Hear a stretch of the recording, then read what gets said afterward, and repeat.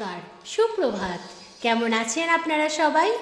আমি অনন্যা, অনন্যার ব্লগসের আরও একটি নতুন ঝাঁ চকচকে ব্লগে আপনাদের সকলকে জানাই অনেক অনেক অনেক স্বাগত। আজ দিনটি মঙ্গলবার, সকাল এখন 7:30 মতো বাজে। ঘুম থেকে উঠে ব্রাশ করে ফ্রেশ হয়ে বাসি কাজগুলো সেরে চলে এসেছিলাম ছাদে।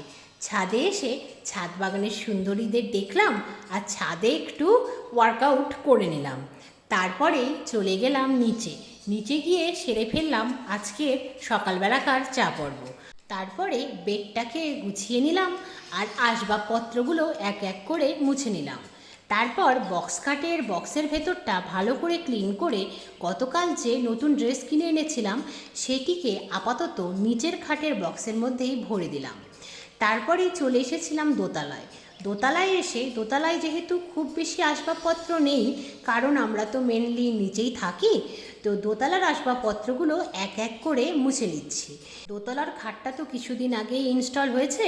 যেদিন খাটের দোকান থেকে লোক এসে খাট সেট করেছিল সেদিন অতটা খেয়াল করতে পারিনি যে খাটের একটা পায়ার নিচে যে কাঠ রয়েছে সেটি ঢলঢল করছে, ঝাড়ু দিলেই কাঠটা সরে যাচ্ছে।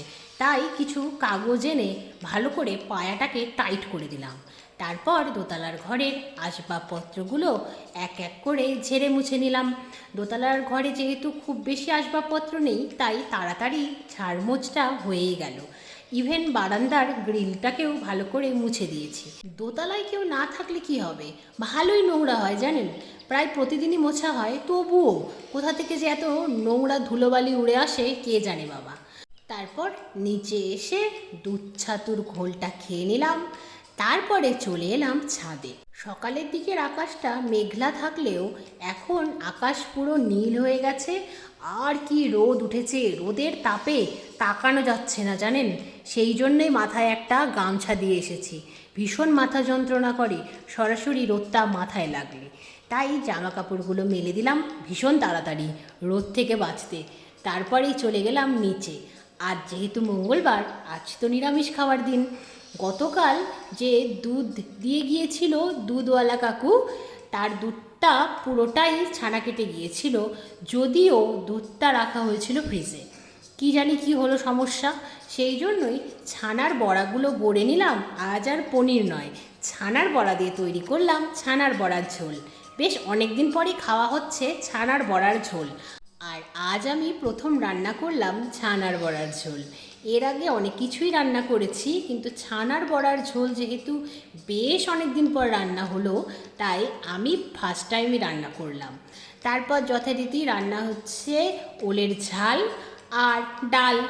নিরামিষ যেদিন হয় সেদিন এত প্রকারের রান্না করতে হয়, কি বলবো বলুন তো। নিরামিষ সবজি তো কারোর সেভাবে দেখতে গেলে মুখে রোচেই না, সেই জন্যই রান্নায় ভ্যারাইটি আনতে হয়। আর এই গরমে আগুনের সামনে দাঁড়িয়ে রান্না করাটা যে কি টাফ, যারা প্রতিদিন রান্না করেন তারাই শুধু বুঝতে পারেন এই ব্যাপারটা। যাই হোক, যথারীতি রান্নাবান্না কমপ্লিট হলো। তারপরেই রান্নার বাসনগুলো নামিয়ে দিলাম, রান্নাঘরটা পরিষ্কার করে নিলাম। তারপরেই চলে এলাম ছাদে। শুকনো জামা কাপড়গুলো খুব তাড়াতাড়ি তুলে নিলাম, রোদে দাঁড়ানো যাচ্ছে না ছাদে বেশিক্ষণ, সেই জন্যই। আর দোতলার ঘরে দাঁড়িয়ে সব ভাঁজ করে নিলাম। তারপর সব আলনাতে রেখেও দিলাম। জলের বোতলগুলো পুরোই ফাঁকা হয়ে গিয়েছিল, সেই জন্যই জলের বোতলগুলো ভরে নিলাম। তারপর ড্রাম থেকে জল বালতিতে ঢেলে নিলাম ফিল্টারের কন্টেনারটাতে। এই কাজটি সেরে চলে গেলাম স্নান করতে। স্নান সেরে এসে চলে গিয়েছিলাম ব্যাংকের কাজ সেরে চলে এসেছিলাম এই টেলার কাকুর এখানে। মায়ের যে 3টে ব্লাউজের মধ্যে একটা ব্লাউজ ভীষণ টাইট হয়েছে, সেই ব্লাউজটার সেলাইটা খুলিয়ে নিলাম। তারপর যথারীতি চলে এলাম বাড়িতে এসে করলাম লাঞ্চ করে একটু রেস্ট করতে না করতেই বিকেল হয়ে গেল। তারপরেই দিয়ে দিলাম সব গাছগুলোতে জল। তারপর সন্ধে হতেই সন্ধে প্রদীপ দেখানো সেরে বানিয়ে ফেললাম সান্ধ্যকালীন চা। আজকে আবার বাড়িতে একজন অতিথি এসেছেন। সে অতিথি আমাদের আত্মীয় নন, পরিচিতও নন। ওই যে আমাদের বাড়িতে যে ভাঁড়মাসি আসে, ওনার পরিচিত। তাই ওনার সাথে গল্পে ভালোই কাটলো সময়টা। যথারীতি আন্টি চলে গেলেন, তারপরে আমি ব্লগটাকে এডিট করে নিয়েছি। তারপর বাবার ডিনারে টাইম হয়ে গিয়েছিল, তাই বাবাকে ডিনারটা সার্ভ করে দেওয়া হলো। তারপরে মার মেয়েতে মিলে কিছুক্ষণ টিভি দেখলাম। তারপর ডিনারের টাইম হতেই ডিনারটা সেরে ফেললাম। তারপর রান্নাঘরের যাবতীয় কাজগুলো সেরে ঘরে এসে বেডটাকেও রেডি করে নিয়েছি। এখন শুধু শুয়ে পড়তে হবে, তাহলেই সম্পূর্ণ কমপ্লিট। আরও একটি ব্যস্ততম দিনের অবসান ঘটলো এখানেই। আর ওই আন্টি আসার জন্যই আজকে আর ড্রেসগুলো দেখাই হলো না, আমারও দেখা হলো না, আপনাদেরকেও দেখাতে পারলাম না। যাই হোক, দেখা যাক, আগামীকাল আশা করছি নিজেও দেখতে পাবো একবার, আপনাদেরকেও একবার দেখিয়ে দেব। প্রথমেই তো ড্রেসগুলোকে বক্সের মধ্যে ভরে দিয়েছিলাম, তো যাই হোক, ওখান থেকে বের করে নিজেও দেখে নেব, আপনাদেরকেও দেখিয়ে দেব। এই আশার সাথেই আজকের ব্লগটা তবে এ পর্যন্তই। আবার আপনাদের সঙ্গে দেখা হবে খুব শিগগিরই অন্য একটা নতুন ব্লগে। আপনারা ততক্ষণ খুব ভালো থাকবেন, সুস্থ থাকবেন, সাবধানে থাকবেন, নিরাপদে থাকবেন। আর আজকের ব্লগটা কেমন লাগলো অবশ্যই কমেন্টে জানাবেন।